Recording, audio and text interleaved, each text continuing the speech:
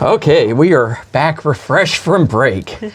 And as I was getting ready to say, Deacon Abby, would you like to go and talk about some issues and topics that are important for you? Yeah. I think that something that I didn't really get to go as deep into earlier is the religious trauma thing. And I think that's like, you know, as I was saying, that's kind of like become like kind of our, not so much that we're like, we're going to be the healers of religious trauma for the gay Orthodox people or whatever, but that we're going to be like, you know, we have a role to play in that. And I think something that I have seen is that because we are more Eastern, and I think that that's something that like you can see like differences, like St. Stanislaus, they are, you know, they use the Roman rite. They're like pretty much a, you know, other than the fact that they're inclusive, pretty indistinguishable from a Roman Catholic parish. They have, you know, quite a few members who have, you know, like been raised Roman Catholic and had like traumatic experiences from that. But at the same time, I think there is a large group of people that are, you know, that maybe they can't even handle the Roman liturgy, you know, and so that's where I feel like we have a mandate there to some extent to, like, this is not going to remind you of Sister O'Shaughnessy at your Catholic school yelling at you for not bringing your missal. It's something a little it's different enough that you can, you know, you might not have so many like traumatic experiences related to it, but then it's still sacramentally we are providing that the same like relationship with the church and God, you know, through the sacraments. Absolutely. And, you know, one of the things I think is really a gift about the Independent Sacramental Movement, like I was saying, sometimes people look as we're trying to steal mainline churches' sheep. Number one, a lot of times people aren't affiliated with mainline churches because of hurt, because of different canonical impediments. So it's not that we're out there wanting to steal sheep and and get donations and whatnot. But then there's, I think, the other aspect. Sometimes we are a representative of the Good Shepherd for someone who's in need at a time. Because a lot of our churches are smaller. They can't offer the full services that a lot of people expect from a church. That unfortunately we don't have the resources to offer, for instance, religious education in many of our parishes and whatnot. But we can encounter people, bring healing, and sometimes even reintegrate people within more mainline churches as well. Right. And that's something I think, you know, goes back to that concept of like that we're playing church or whatever, is that if I do not care about my own mission more than I do about someone's own relationship with God, you know, and so if I play a small role in, like, you know, nudging them along, you know, maybe to go back to the Roman Catholic Church, go to a canonical Orthodox church, as long as they are, you know, participating in the body of Christ and getting that community, if they are, you know, part of our community or not, it's like, I don't think that should really matter that much, you know? You know, and I love that idea within certain readings of Orthodoxy where we know where the church is, but we don't know essentially where the church ends. There can be a much more inclusive reading, even found within canonical Orthodoxy. And that whole idea, you know, even within Orthodoxy, there are different movements of, for instance, universal salvation, reconciliation at the end. And in one sense, this whole idea of God embracing, like St. Maximus the Confessor, all of creation, all of creation is sacred to God. And I think, you know, how do you think that works with the Independent Sacramental Movement?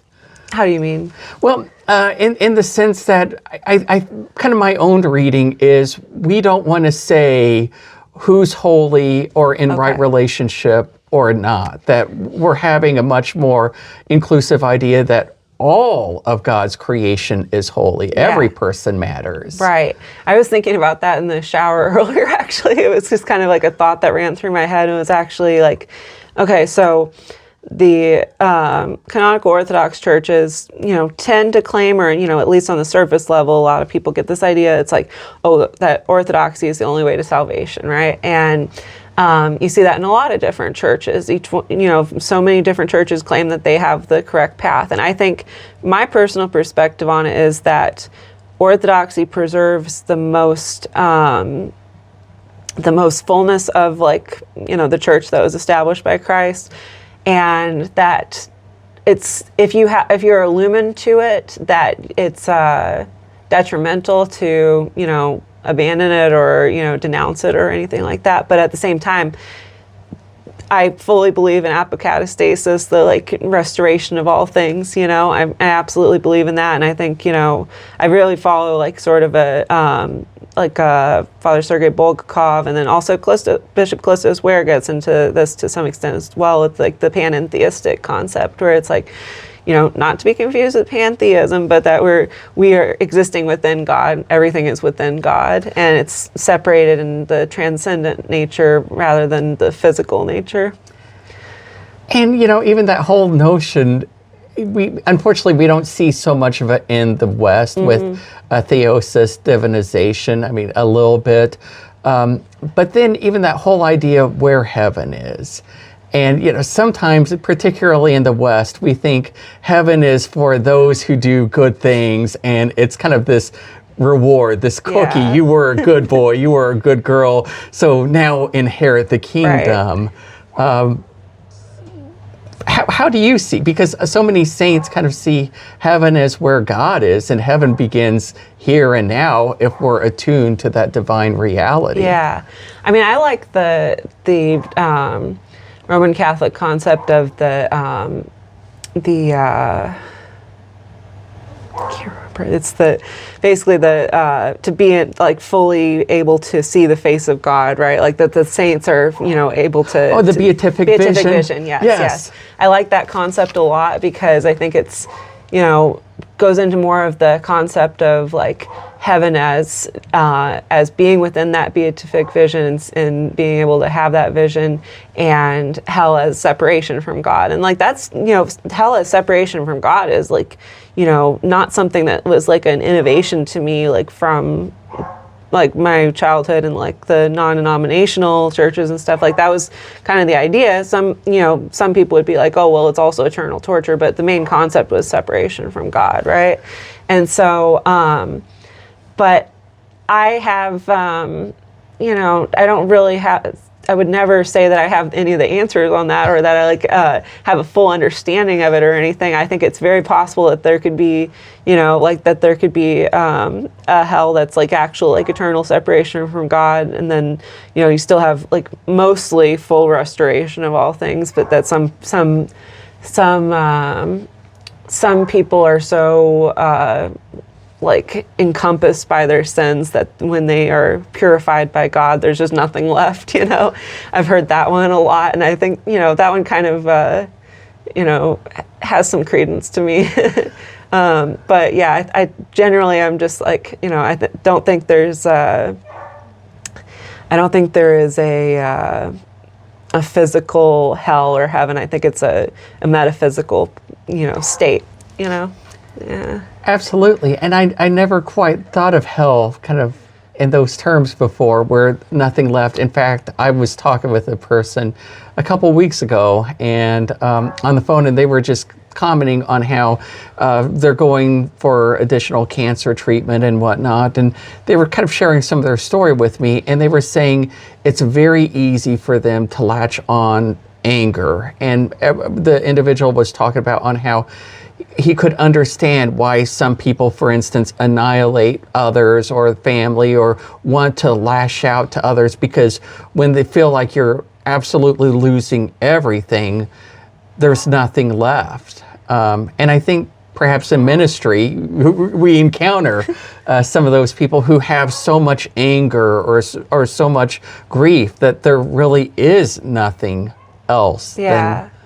I think so I think all of that has to be tempered with the concept that like we have a very limited idea of what things are, like extremely limited idea of what things are like to God, right? Like God is beyond time, and if you believe in panentheism, beyond space, like just completely encompassing everything. It's you really can't make any sense of it from a human like limited perspective. That's part of the mystery, but I think. I don't really believe in like annihilationism, which that's like kind of a, that's not really something you see so much in like Orthodoxy or in apostolic churches. It's more of like a concept in evangelical movement. But I don't really believe that it's like, oh, well, you literally get, your soul gets so burned up that it's gone. I think there's still something there, but it's like, what part of that joins this like collective unconscious that is God, right? In that, in joining that beatific vision, that's something we can't really know, but it's fun to like to think about it and like use the resources we have to like theorize about it. And I really don't want to be asking more questions and whatnot, but as we're talking, I'm just thinking of something else too, because. A lot of Eastern Orthodox thinkers have deeply influenced me over the years, and perhaps none more than John D. Azusalis on all of his works on, for instance, the Church as communion and Bishop, Eucharist, and then the last work that he wrote on remembering the future. I don't know if you've read much of Azusalis, but for me, the beauty in Orthodoxy, and this is something that I think Roman Catholicism had to rediscover in light of the Second Vatican Council, is the Church as a communion. That every local church is truly the church gathered under the bishop. Right. And by having these bonds together with bishops, you form a communion of churches. Right. I'm kind of interested in your take on. I think that's great. And I think that was something I wanted to talk about earlier too, is that the ethnic nature of Orthodoxy, I think, was what really stopped it for a long time. And then you had the Evangelical Orthodox Church, that was formed in the 80s, and it was out of like the Jesus People movement, and that would kind of like blend it. They were sort of incarnated, like they did have to have new ordinations because they didn't have apostolic succession, but they got integrated into the Antiochian church, and that was like that really like freed it up. And I think that's something that's the like sense of community is something that kind of was both, the church as a communion, it was kind of exclusionary at the time because of this like idea. It's like, oh, it's a Greek Orthodox church, it's a Serbian Orthodox church, right? And I think that's something that we have a lot of freedom with, is that, and even in the canonical churches, they also have this freedom now, because you see all these converts coming in who are not part of that ethnicity, and I think it's really like changing local level structure to where it's not like, oh, it's based in this ethnic community, it's that's who this is for. It's part of the community, and it's that communion extends outside the church doors too.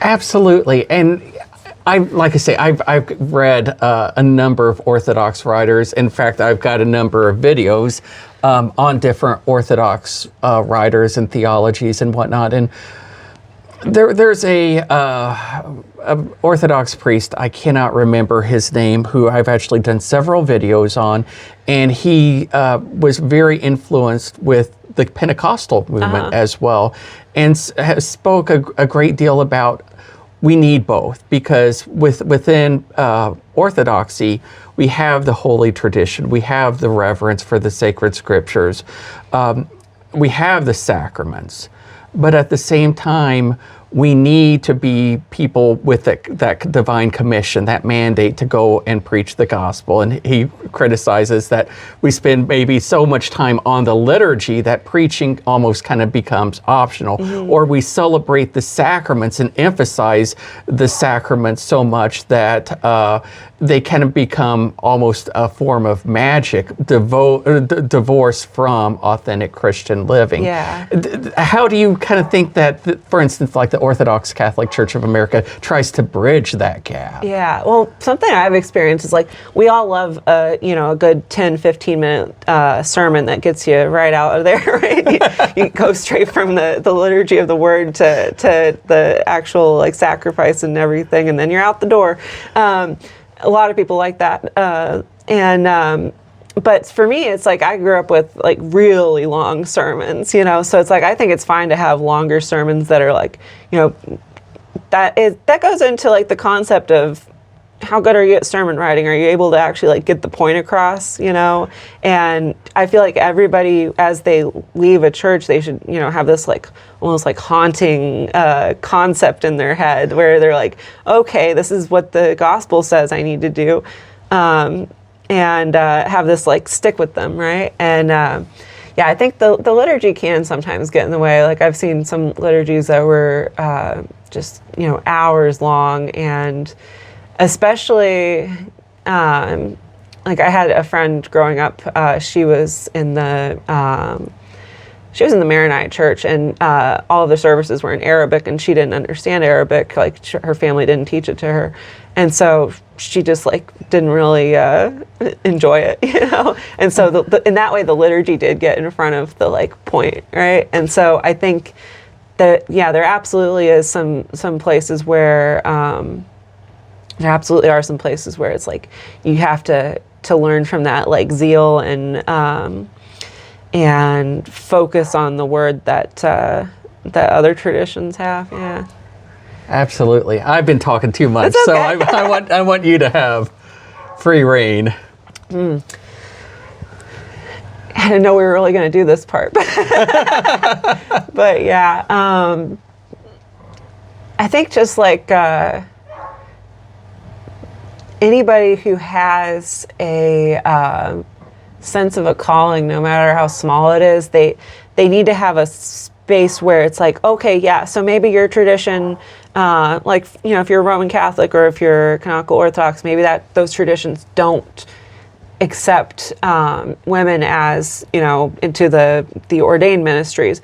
Maybe, if you really are so committed to those jurisdictions, maybe you go into become a monastic or something, right? But I think everybody just needs to have access to that discernment process, and I fear that is kind of lost in a lot of churches. And also, like, my experience in the Episcopal Church, it was kind of like, oh, if you had enough money to do it, you could do it, but otherwise, nah, you just can't do it. So yeah, I think that's making ministry accessible for people who are truly passionate about it is something OCCA is pretty good with. Absolutely. And I mean, in one sense, I think the call to ordained ministry, people would kind of joke with me as a Roman Catholic priest that, you work on Sunday morning or whatnot, rather than realize that there's a lot more work to it. Now that I'm out of the Roman Catholic system, I have far more time than I ever did working, 60, 70 hours a week, covering multiple parishes. In one sense, how do you understand this? Because in one sense, as a Roman Catholic priest during that time, that was my whole life. That was my ministry. Versus now, I'm kind of bivocational.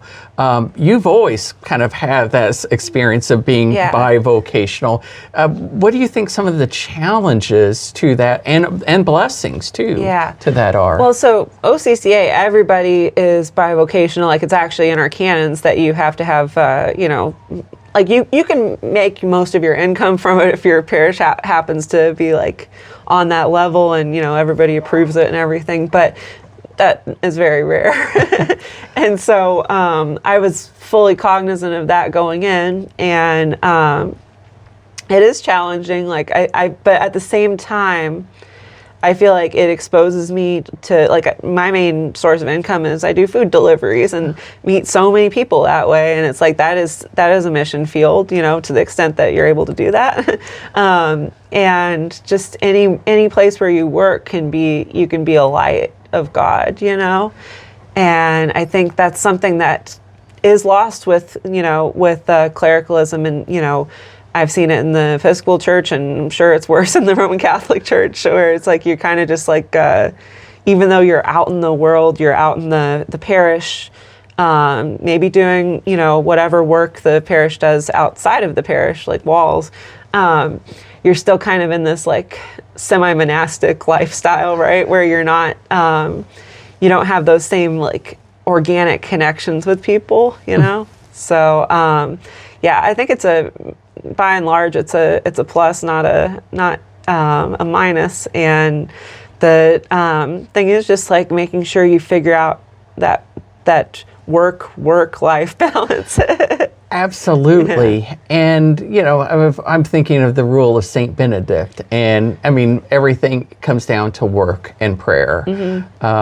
And prayer and work, ora et labora. Yeah. But as I, for instance, look at kind of what was going on, for instance, in France, in Roman Catholicism, we had the worker priest movement, which unfortunately really didn't get off as a movement, and eventually was suppressed. But that whole idea of the sanctification of human labor, and like you say, those connections, I kind of joke that a lot of my own ministry is just kind of listening to coworkers, and a few of my coworkers will be very honest, like, oh, I don't go to church or whatnot, and kind of almost expecting me to judge, and I'm just there listening, like, you know, God is there, and God loves you no matter what, and you know, I'm just always here if you ever want to talk about that or whatnot. And I think we can form relationships with people, or for instance, one of my coworkers attends Roman Catholic Church every weekend. She's in a second marriage. She's never had her marriage blessed by Roman Catholicism. But at the same time, she's happy. She goes to communion. She knows that in one sense, there should be canonical impediments, but no one else knows about that. And but she can kind of confide some of her own struggles. And we can, I think, kind of journey with people kind of in those kinds of contexts. Yeah, because I mean, we can't, I don't think it's really sustainable to have this system where the church is somewhere you have to go. Like, I think that's like something that the early church was better with, is that it's like, okay, yeah, your friends, you know, might see that you converted, like maybe that would have been a dangerous thing too. But at the same time, like, it's a community that's like natural for you to move into. And even if it's not the community that's not natural, or that even if it's not the community that's like a natural segue for you into the church, just being there, being a presence, right? Being a proselytization through your actions and your kindness and everything. I think that attracts people more than anything. And like, you know, growing up, I would, you know, go on these like trips. We'd go to the mall and stuff. We'd try to proselytize and hand out these cards that were saying like, oh, do you know where you're going after you die, and all this stuff. And it was terribly ineffective. And then it's like, and then growing up later on, just like being nice to people, and, you know, people like knowing it's like, oh, I have a cross on, I have, you know, they know I go to church or whatever, and they're like, oh, okay, yeah, you people are actually pretty cool. You're not like these terrible like child molesters or something. I'm thinking of when I was on retreat this summer with the former jurisdiction I was affiliated with, and one of the people there who had recently joined that jurisdiction was just an amazing individual. He had traveled, he and his wife, around the world and lived in some of the most impoverished communities. He talked about, for instance, watching literally in front of him some Christians who professed their faith and were gunned down. And he was just standing on a hill praying as he watched their bodies fall to the ground. Wow. And he talked about as he would go to some of these very impoverished areas and just live with the people. There were some missionaries who would be coming in, driving in their Jeeps, blasting that you're going to hell and repent and whatnot. And it was really kind of undermining the work that they were involved in. They were trying to preach the gospel, but not so much in a confrontational way, but showing an authentic form of Christianity. Right. I think sometimes people look at YouTube and and see this as authentic Christianity, but it's really not. It's lived out in our homes, in our communities. And you want to kind of talk about? I think, it's like, especially like in the age of social media, we kind of have this idea. It's like, okay, so this image that you present is what is like the basis of your entire like organization or whatever. And I just have seen it like in so many different contexts where it's just like really damaging. And I think that kind of goes back to the idea. It's like, okay, we hear a lot about how youth are like less connected to their peers, and like, they live in the suburbs. It's hard for them to like get to hang out with their friends or whatever outside of school. It's kind of the same thing with Christianity. If you're just like, you keep your Christianity in the church, in the church walls, you keep it online or whatever. It's like, yeah, it has a certain reach, but that's not the same as this authentic connection that you have with people organically, and I think that's something that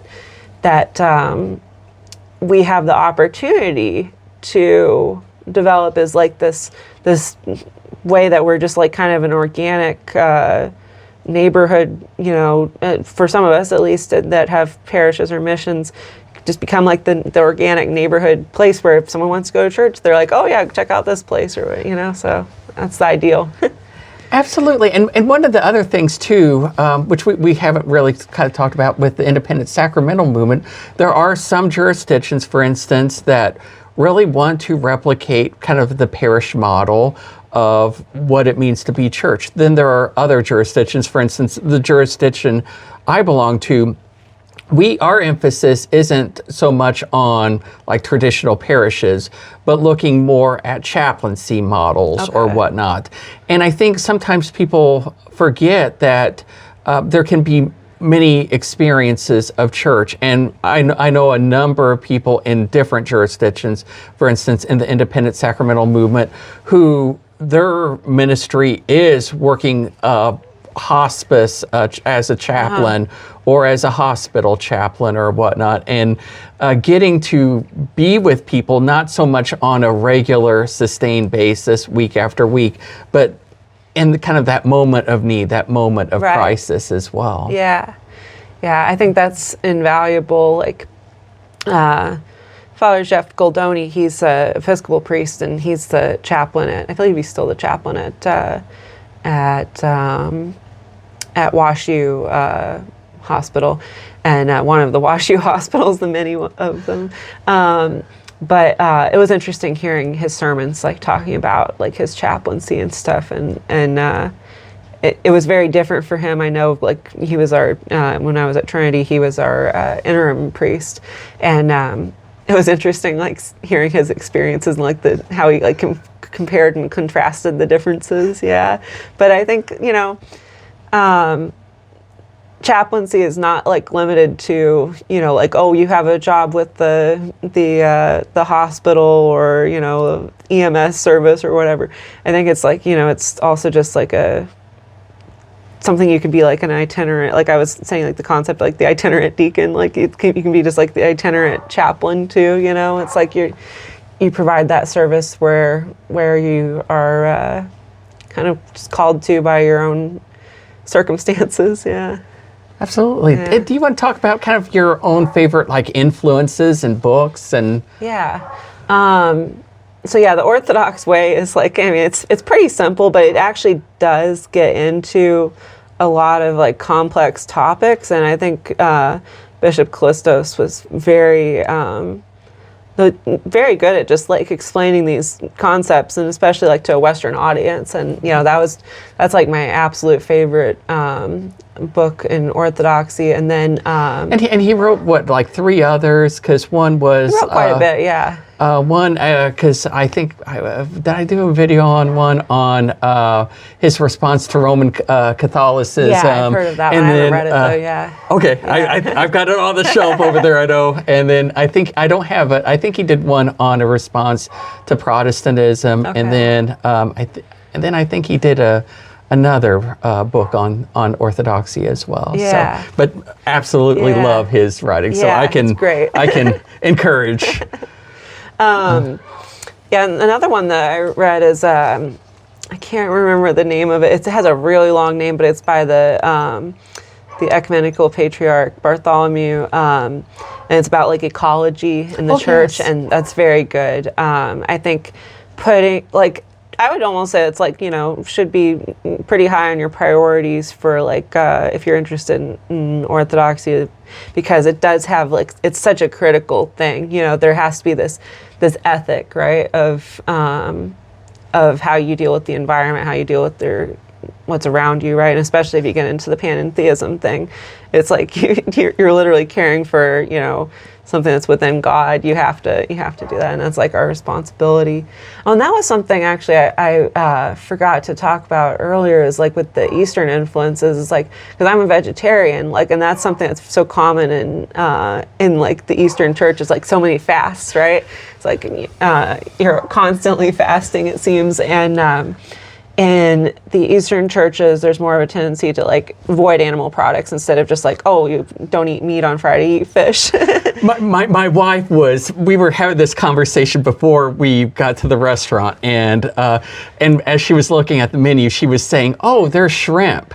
And I guess Deacon Abby could also eat that. And I'm like, no. And my wife was kind of looking, I'm like, you have a Catholic notion of meatless and whatnot. And she kind of looked at me, and I looked at her, I said, in the Orthodox tradition, I mean, Roman Catholics don't understand what true fasting is about. Even the notion of giving up all meat products during Lent, the number of fasts done throughout the year, the avoidance of all animal products such as milk and cheese and whatnot. My idea of Lent is mac and cheese. I mean, I was joking with Leslie, and she's just, well, is it that it's carbs and vegetables? I'm like, it's a lot different than Roman Catholicism. Yeah. I think like that's, it's something that's like kind of coincidental. Like the intent of those fasts was not to be like environmentally conscious, but and it's coincident, it is, it's like, and so I think that's something that the Orthodox Church, like the canonical Orthodox Church, does a pretty good job with, is like the ecology and, all that, the writings that the ecumenical patriarch has put out about ecology. It's, much more clear than most churches have a doctrine on ecology, and so I think it's very important. Well, and even some Christians, I remember watching a kind of a documentary years ago, Jesus Camp. And with a very fundamentalist idea, it's almost we should be destroying creation because that's going to bring about the rapture.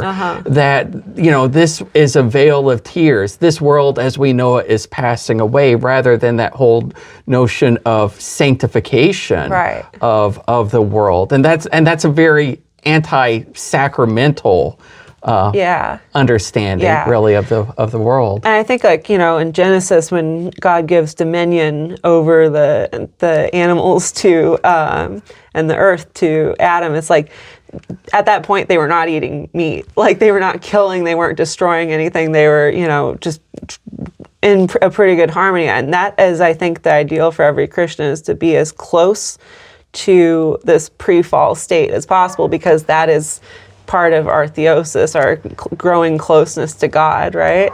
And so but the reason why we're able to do that is because of Jesus' life as a human and his death. And I think that's something that's just completely missing from Protestantism, you know?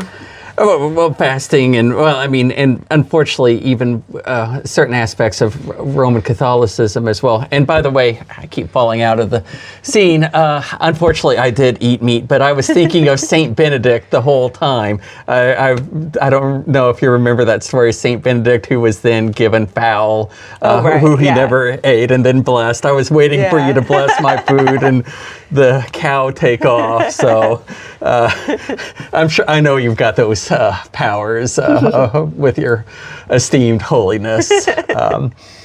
So one other thing, which is not something people typically think of in the Independent Sacramental Movement, but you mentioned your pro-life stance. That was something that was kind of new and kind of surprised, and I'd kind of like to hear more kind of about your own, because I think that all ties down to sanctification of the world. Yeah, so. I think I will preface that by, I kind of just got into that on a little sidebar there, but I think something I have to really preface that with is that I don't believe that there should be legal restrictions on abortion at all. That up to a certain point there should be, but I don't think that it's something that the state should be involved in. I think it's a moral issue, right? And so exactly, and even St. Augustine recognized that there are certain things we cannot enforce, and the gospel can't be compelled. Right. I mean, the gospel is to be freely accepted if it's to have salvific power. Yeah, and so I think there's so much focus on the political aspect of that, but from a more moral aspect, there is in Judaism there are certain cases where abortion is allowed, and I think that's important to look at. Even if it's changed somewhat from the earliest interpretations, but it's okay, see how that's processed, right?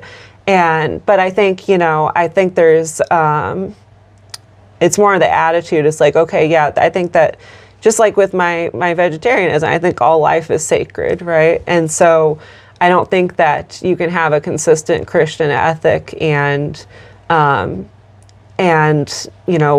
be for the taking of life, right? I think there are certain circumstances I'm kind of iffy on the just war idea. I'm generally against it, but then there are some cases where I'm so if it's reducing suffering by that this might cause death, but it's reducing suffering on a larger scale or whatever, then it can be justifiable. But I think every Christian has a responsibility to minimize death and destruction, Absolutely, and I think my wife even is misunderstood on this. So my wife had taught as a volunteer as far as confirmation class a few years ago, and had been removed from teaching because she went to a women's event that had actually one of the sponsors was Planned Parenthood. My wife is not a supporter of Planned Parenthood. My wife adopted 2 children from Guatemala and Colombia. My wife is very pro-life in that sense that she recognizes a responsibility and is willing to bring people into the household to protect and promote their dignity.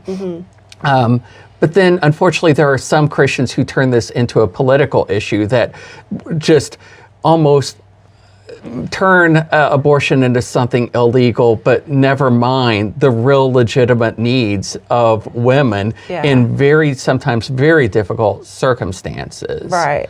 I think that's something that I feel very grateful to to being part of the ISM for, is that, I can speak, pretty clearly on some things that might be considered political. Try to avoid actual politics unless it's in the gospel, and I think it's there's been some good stuff coming out of the Roman Catholic Church lately about the concept of people voting for pro-life, but at birth, or pro-life pre-birth people, but anti-life after birth. And it's like, okay, that's not consistent. That doesn't make any sense at all. And so there's, I think the moral mandate there for the church is to like come up with a more consistent ethic for that and not get into the weeds of electoral politics like that, you know. Even Jesus recognized he had his own limitations. Right. Show me the coin. Whose name? Whose Right. inscription? Caesar. Give to Caesar what belongs to Caesar. And of course, that can even be misunderstood because there are times that we do have to stand up to unjust systems. My own chapel here is, of course, the St. Oscar Romero Chapel. And a lot of people see Oscar Romero as a person of liberation theology. But when you look at what Oscar Romero was, he was really trying to be a bishop for everyone, for the poor, for those who were in the government, for everyone. That gospel of liberation isn't just restricted to one class of people, but it's that message for everyone. Yeah. I think, like, you know, even like economically speaking, it's like, I think that the liberation message is it's really is for everybody because, you know, when you treat people properly, you treat them in a gospel way, it puts everybody on this level where they are not antagonistic toward each other. They're not fighting for, you know, a few dollars more. They're not put into these desperate situations, right? And I think that's what liberation is. It's not like this like Marxist-Leninist idea of like eliminating the upper class or something like that. It's like, you know, it's making sure everybody is, you know, to the extent of our ability, which is not much, making sure everybody is taken care of, you know, and that's what we're charged to do in the gospel, you know, is to care for the oppressed. Absolutely. Yeah. So, anything else that you'd like to share? Nope, not really. If you're interested in learning more about OCCA, you can go to orthodoxcatholicchurch.org, and there's a lot of information, a lot of history. Can spend hours on there. And yeah, that's it's interesting. There's also, they do live streams on the Facebook, which is Orthodox Catholic Church of America, and on YouTube. Yeah. Absolutely. And like you say, your jurisdiction really has, I think, one of the best websites as far as history. That it very clearly sets out your statement of belief and history. And I think, unfortunately, a lot of times people in the West don't understand, and they, for instance, see non-Chalcedonian forms of orthodoxy as somehow lesser, but historically speaking, do you just want to talk about that for a minute? I always find that to be a fascinating topic. So I think the way I explain it to people is that most of us don't have any problem with a lot of the councils after the Chalcedonian Council. But it's more so, it's like, okay, we came from the Oriental Church and we've just never really like had a reason to adopt any of the other councils, and there's also like some people that have the opinion that could be divisive, or that it's, you know, and I just don't think it's that important. You know, I think everything that is really important to our ministry and our beliefs is contained within the first three councils. Yeah. And I think there is so much truth to that. I mean, in one sense, the later councils tend to be an elaboration and kind of going into what I would call more of the theological minutia. Yeah. And unfortunately, too, as we had kind of talked about before, too, kind of this implication of the state in religion. And the state was kind of more implicated in some of the later councils as well, using the church almost as a way to change certain practices and behaviors within the state itself. Yeah. So. Yeah, I think that's something that gets missed a lot, and in, you know, in like histories of the church and like understanding of where the church is today, is that, you have to put all of it through this conversion of Constantine to Christianity, and also like the later developments where it like actually became the state religion. Like, unless you understand that, and like, you will not understand Western Christianity, and you won't understand a lot of Eastern Christianity either. Absolutely, and this kind of goes off the topic, but as I was thinking, especially as people are watching this, we definitely want to be keeping you in our prayers as you're transitioning from your diaconate to then being ordained a presbyter. Do you know when the ordination is going to be, or? So I was ordained to the diaconate in June of this year, and so it'll probably be around like the 1 year mark or so, depending on availability and how the bishops are feeling about me. I'll never forget, in Roman Catholicism, my bishop always let me know that he had to decide when, and he was, all my other classmates, they knew like months ahead of time that they were going to be ordained. We in the diocese were never called, but more than a few days ahead of time, always kept in suspense. Are we going to, and we were constantly reminded, I haven't decided. I will pray about it and whatnot. Well, we are going to keep you in our prayers as you're advancing towards the next rank in holy orders. So, Deacon Abby, I want to thank you for your openness, for gathering here for community. Hopefully, this is something I wouldn't mind following up with you in the future. Number one, you've been working very hard on your chapel. So I would love to come and visit and pray alongside you in the chapel. And number two, especially after you're ordained priest as a presbyter, I'd love to kind of follow up and just kind of see how you've kind of evolved in your role in ministry and what that kind of looks like in the future. Yeah, so sounds good. Really appreciate that. So may God bless the important ministry you're doing, keep you always rooted in the faith, and may you always remain that servant, that deacon that God has made you in Jesus Christ. So thank you so much for joining us. I hope this is the first of what I hope becomes a regular routine of interviews, but like I say, probably only a few a year. Number one, I want to build those relationships. Number two, I hope to be doing a little bit of traveling, visiting people on their own turf, kind of understanding how the Spirit is alive and work in their communities. I don't want to just interview clergy, but really understand more about their own ministries and the people that they are encountering and the ways that they are truly being those servants of Jesus Christ. The Independent Sacramental Movement is unfortunately misunderstood, and sometimes we are our own worst enemies. And yet there are so many people doing the important work of preaching the gospel, celebrating the sacraments, being beacons of hope. I hope you've been strengthened by our words here, and you may continue to grow in grace and grow according to the gospel of Jesus Christ. May Almighty God bless you, the Father, the Son, and the Holy Spirit. Amen.